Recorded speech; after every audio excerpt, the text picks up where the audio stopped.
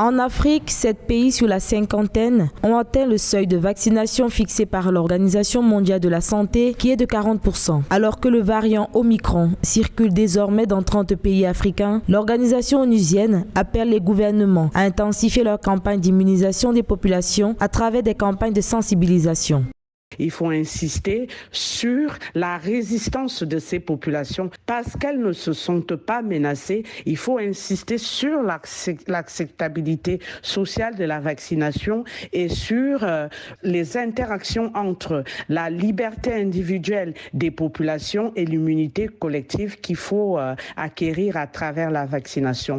Avec les démarches mises en place par l'OMS dans la lutte contre le nouveau coronavirus, l'Afrique devrait vacciner 34 millions de personnes par semaine contre 6 millions actuellement. Le but de cette stratégie, atteindre une couverture vaccinale de 70% d'ici juin 2022. Un pari difficile, d'autant plus que des doutes subsistent sur l'efficacité des vaccins face aux variants.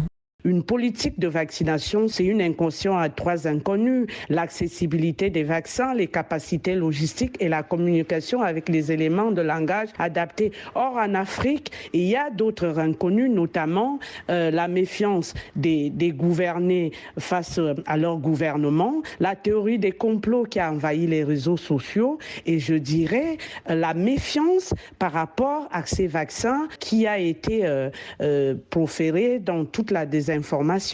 À peine 10% de la population africaine est entièrement vaccinée. Afin de lutter contre la réticence des populations à se faire vacciner, l'OMS mise sur les services de santé pour promouvoir les bienfaits de la vaccination qui prévient les cas graves.